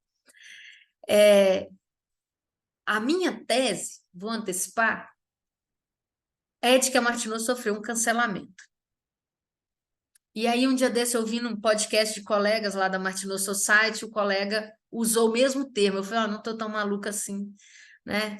Ele também acha que ela sofreu um cancelamento. Por que um cancelamento? Ela era famosa demais. De repente, ela para de ser citada e de ser lida. Por que isso aconteceu? Para mim, porque mulheres não podem falar. Vocês lembram daquele livro Pode Subalterno Falar? Mulheres não podem falar. E a Martineau, aos 53 anos, passa mal. Ela era uma pessoa que teve muitas fases de adoecimento, né? Quando bebê, depois quando jovem, aí ela desenvolve a surdez quando adolescente, depois ela trabalhava demais, ela era workaholic, aí ela adoece em 27 também, assim, ela era completamente fanática com o trabalho. E aí ela vai tendo fase de adoecimento. Em 39, ela fica 5 anos de cama. E diziam que ela não poderia voltar, porque ela tinha um tumor e tal. Aí ela volta, roda o Oriente, vai para a Palestina, Síria, Egito e tal. E depois volta e é diagnosticada por 3 médicos, por uma junta, como uma cardíaca, uma pessoa que tinha um problema cardíaco e que ia morrer em dias, né? Só que ela vive mais 25 anos. Quando ela ficou adoentada, por 5 anos, ela falou assim, ixi, vou começar a escrever minha biografia. Esse negócio que vai dar ruim, né? Preciso escrever a biografia porque eu quero que eu conte as coisas, não quero que outros contem as coisas. E ela disse que naquela época tinha muita curiosidade sobre cartas, existia um mercado de cartas, um mercado de fofoca muito forte, que não tem nada a ver, né, com a Inglaterra de hoje, de jeito nenhum, com os jornalex. E ela falava que pagava-se caro por isso, e ela não queria deixar os amigos dela em situação ruim. Então, ela pediu para todo mundo queimar as cartas e ela resolve escrever a biografia. Só que ela não morre, ela se cura. E aí, em 51, ela fala assim: ah, agora é a minha vez, agora eu vou mesmo. Vou fechar a tampa do caixão, vou sentar e escrever a biografia. O que que ela faz? Ela escreve de trás para frente.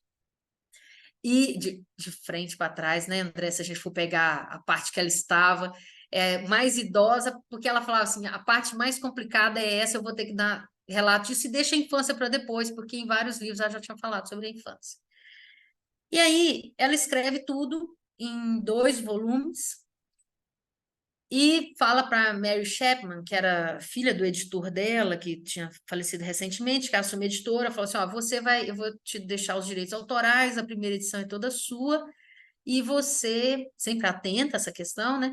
E você vai fazer uma apresentação quando eu morrer, e o livro já vai ficar impresso. Aí ela manda, imprime o livro,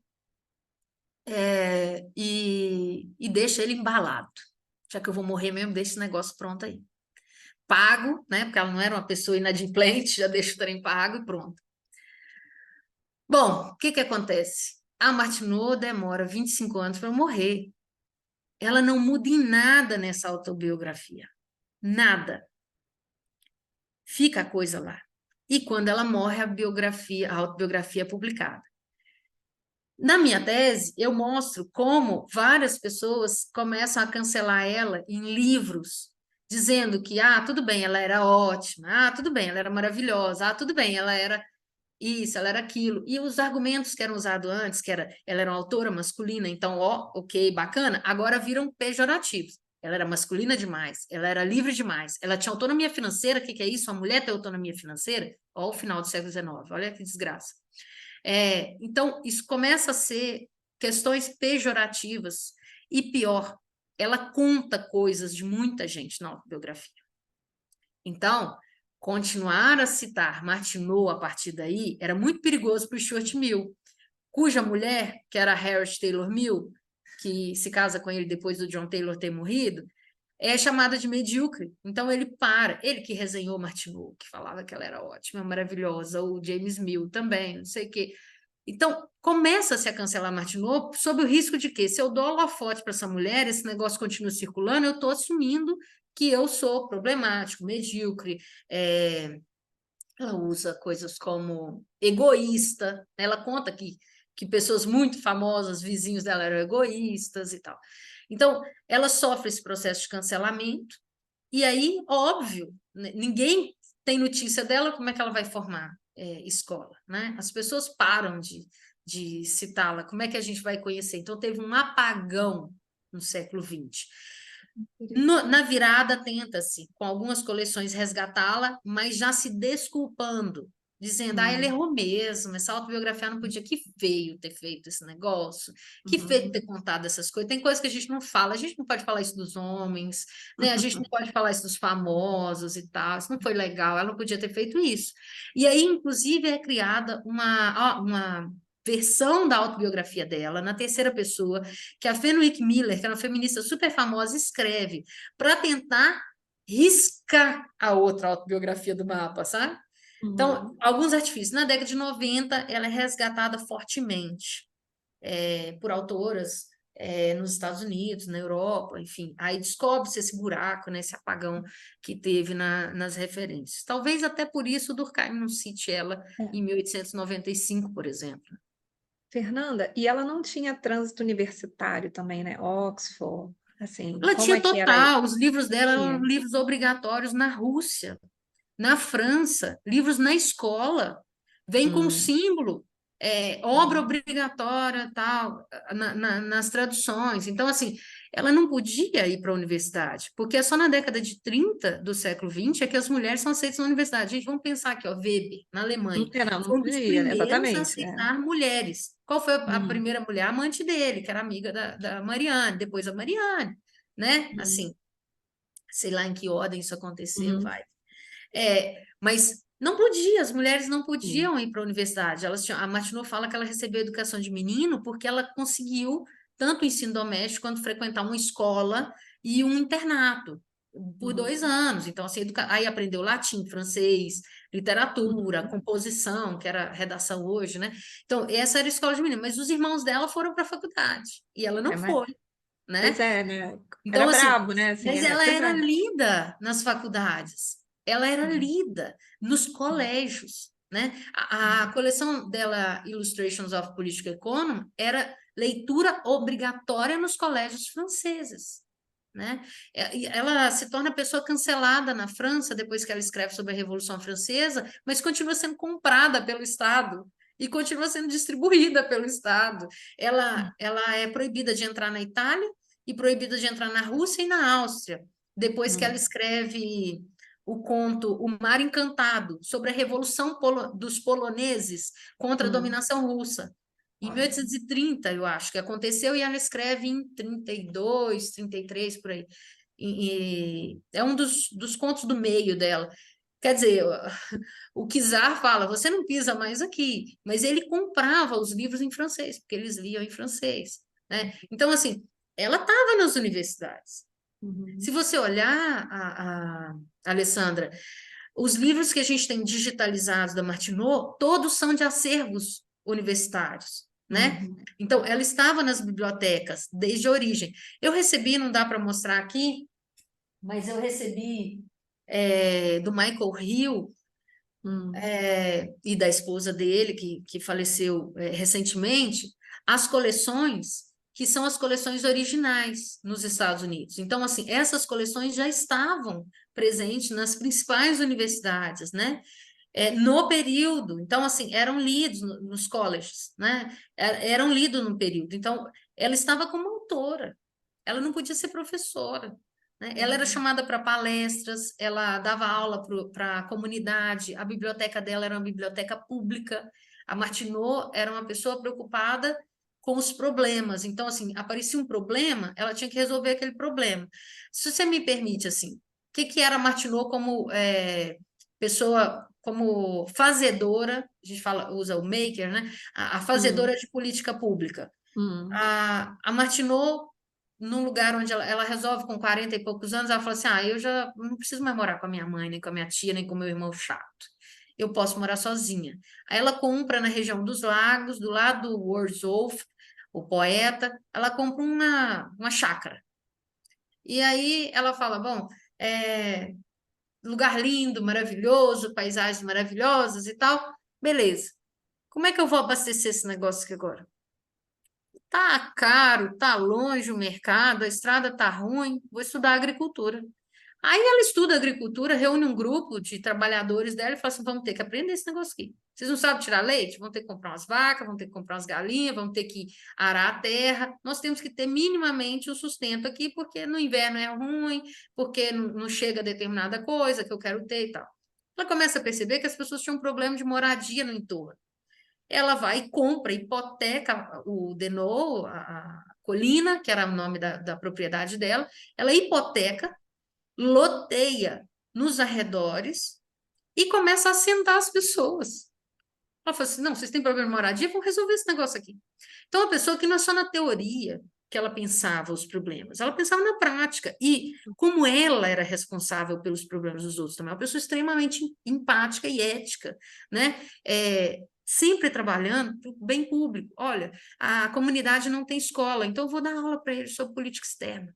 Aí fazia, todo verão, escolas, seminários para a população mais carente. A biblioteca dela era uma biblioteca pública, para que as pessoas pegassem livros e tivessem acesso, né? Que ela fala que eram caríssimos. Quando ela foi comprar a coleção do Conte, ela fala, nossa, isso aqui custou uma fortuna, né? Mas, peraí, eu tenho que ler esse negócio. Se estão falando sobre, eu só vou falar se ler, enfim.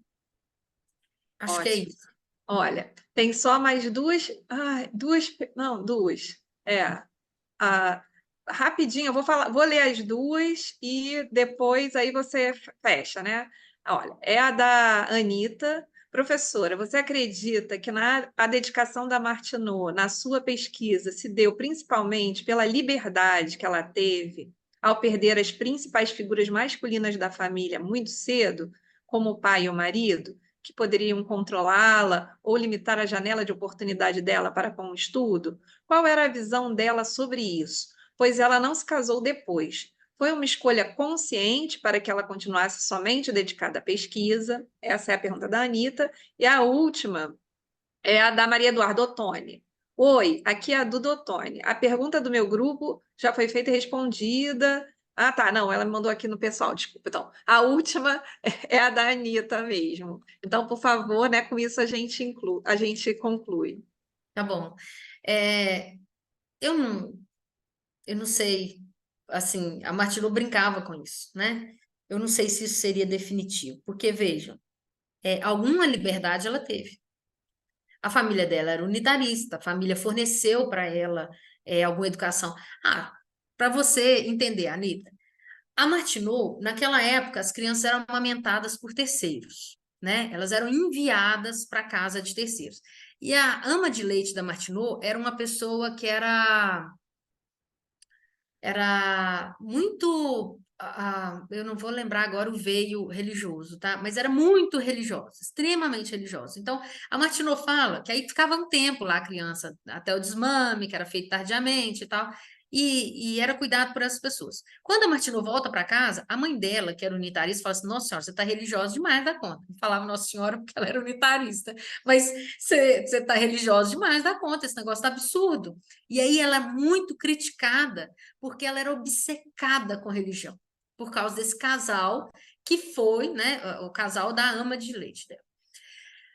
A mãe dela manda ela quando adolescente, porque ela continuava assim, a fuga da Martineau era a religião na infância. Ela fala que dava para ela o maior prazer e segurança a religião. Ela enfiava a cara em escritos de, de, de presbíteros, né, famosos na época, ali os discursos, os sermões e tal. Inclusive, o professor dela, da adolescência, era um ex-presbítero. E aí ela usa isso o tempo todo como uma forma de mostrar para a gente o seguinte: eu fui melhorando com o tempo, porque eu era ortodoxa. E foi a educação que foi me abrindo janelas para eu ser livre, porque eu não era livre, eu era uma pessoa completamente enclausurada em determinadas perspectivas. A Martineau vai falar de suicídio, ela vai falar sobre a romantização do suicídio, né? Quer dizer, que liberdade que tem nisso? Não tem liberdade nenhuma. É a falta de reflexividade que faz isso acontecer. Uma questão, Anitta, que é muito marcante, quando a Martineau ela resolve, aos 19 anos, escrever um artigo para o repositório mensal dos unitaristas e escreve, eu acho que como discípulos, é o pseudônimo que ela usa. E aí ele escreve, não conta para ninguém, porque foi a primeira experiência dela com escrita.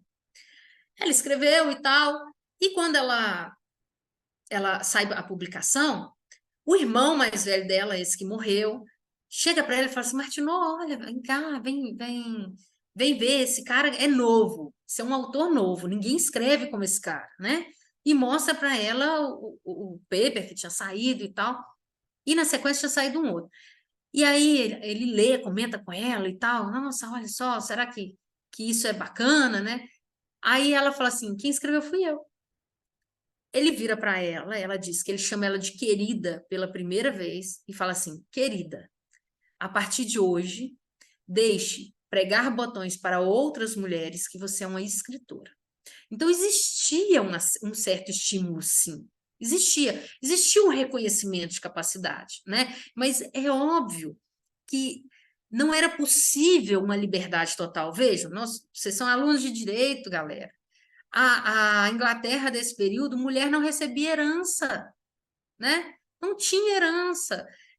Quem recebia herança? O homem mais próximo, né? Ou primogênito, o homem mais próximo da família. Então, você ia buscar um primo distante para poder achar, né? Lembra dos romances, Orgulho e Preconceito, né? O drama era sempre esse, você tinha que encontrar alguém que fosse assumir a herança. Nunca a mulher, as mulheres não tinham propriedade, elas eram despejadas, né?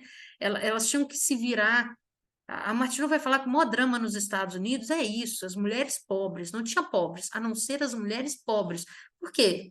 Você tem uma herança também da concepção do que seja direito. Então, a liberdade só existia de fato quando você tinha possibilidade substantiva de exercê-la. Isso é muito claro na Martineau. Se ela não tivesse vendido o livro, por exemplo, ela manda esses 2 artigos, publica. Depois ela fica trabalhando voluntariamente para o repositório. Aí, depois de um tempo, ela fala assim: olha só, a fábrica do meu pai faliu, nós não temos dinheiro, o que vocês vão me pagar? Vai me pagar alguma coisa? Eles oferecem para ela 15 libras esterlinas anuais, né?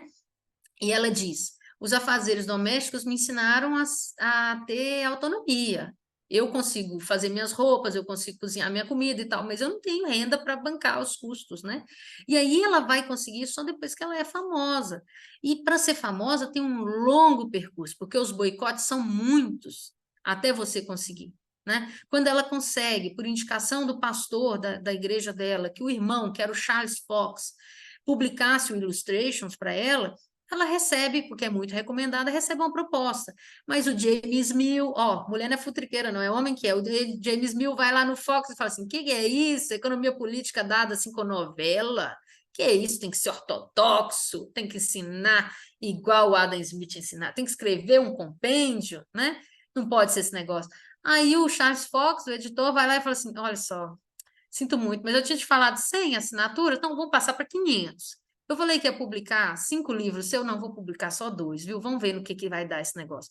Mas era tudo mais difícil, porque ela era uma menina, né? E que vai custar a ter rendimentos com isso.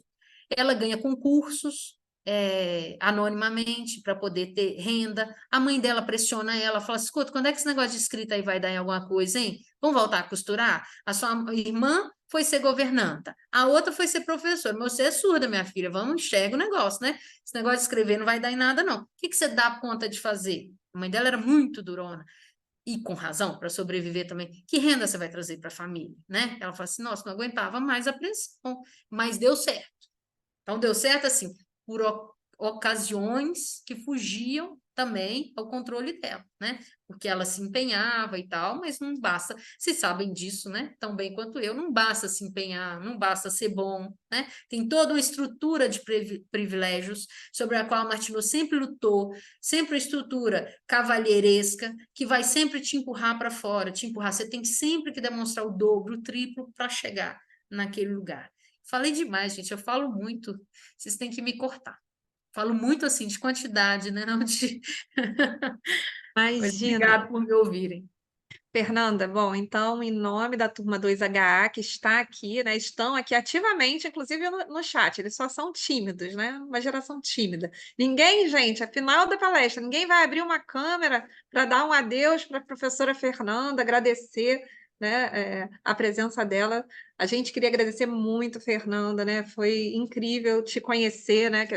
Eu e Fernanda já até estamos fazendo coisas sempre no WhatsApp, mas é um prazer conhecê-la. Espero conhecê-la breve, pessoalmente. Vamos sim. Vamos tomar um E, café.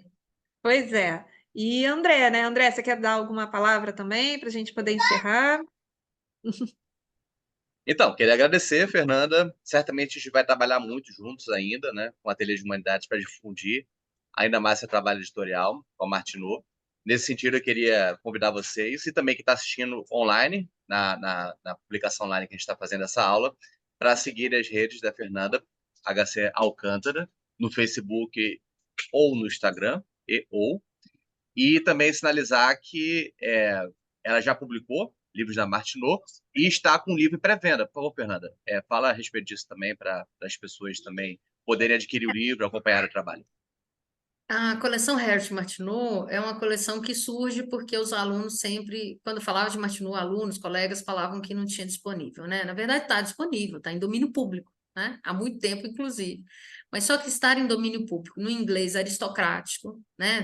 Da primeira metade do século XIX, é algo muito complicado, inclusive porque a gente tem que entender qual é o perfil do nosso alunado e também a fluência na leitura, né? A gente sabe que a gente tem maior facilidade de entender a teoria se ela estiver transposta para a nossa língua. Então, a coleção surgiu como uma atividade não econômica, que não visa finalidade de lucro, nada disso. A ideia é que os livros cheguem a se pagar, isso é um sonho que ainda vai acontecer, né? Que eles sejam produzidos e pagos, mas tem tido bastante reconhecimento. Saiu o primeiro, que foi eu mostrei, que já deixa eu mostrar de novo esse aqui, o Como Observar, que é o primeiro manual, né? Esse é o queridinho da galera, esse se pagou. Saiu depois o Sociedade na América, que é o Política, que é esse aqui. Os dois estão à venda, ou pelo Instagram, ou pelo blog, que também é... Eu sempre uso meu nome, gente, porque eu tenho mais facilidade de lembrar, eu não lembraria de qualquer outra coisa, então é Fernanda HC Alcântara para qualquer coisa, Instagram, blog, canal do YouTube, né?